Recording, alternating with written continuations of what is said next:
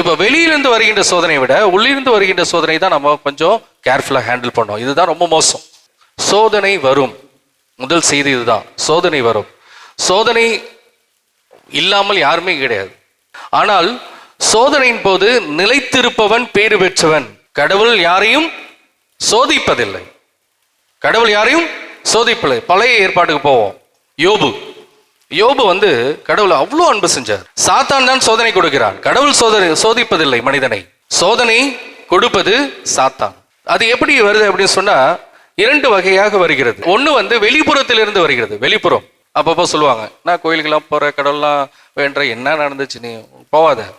இந்த மாதிரியாக நம்மை என்ன அன்பு செஞ்சுட்டே இருக்கிற, நீ எப்ப பார்த்தாலும் விட்டு கொடுத்துட்டே இருக்கிற, கேள்வி கேளு, சண்டை போடு, பிரிஞ்சு போ, அடி, இந்த மாதிரியான மனிதர்கள் சொல்கின்ற வெளிப்புறத்திலிருந்து வருகின்ற சோதனை.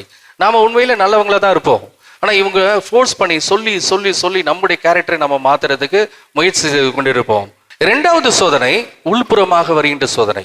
ஆசை, கோபம், மோகம், பொறாமை, தீய பழக்க வழக்கங்கள், இதெல்லாம் உள்ளிருந்து வருது. இது நிறைய விஷயங்கள் யாருக்குமே தெரியாது.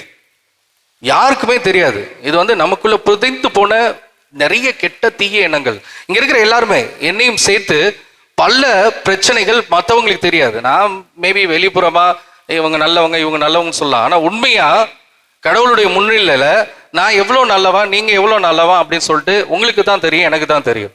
அப்போ உண்மையான அந்த ஆன்மீகம், உண்மையான அந்த மனசு, ஒரு பாவம் இல்லாத, ஒரு குற்றம் இல்லாத ஒரு மனசு, அது நமக்கு தான் தெரியும். இருக்கா இல்லையா, இல்லை நான் கொஞ்சம் 50-50யா, கொஞ்சம் நல்லவனா இருக்கிறான், கொஞ்சம் கெட்டவனா இருக்கிறான், ஒரு நாள் நல்லவனா இருப்பான், இன்னொரு 7 நாள் சாத்தானா இருப்பேன். அந்த மாதிரியா நம்ம முயற்சி செய்கிறோமா? இந்த மாதிரியான சோதனைகள் உள்ளிருந்து வருகின்றது.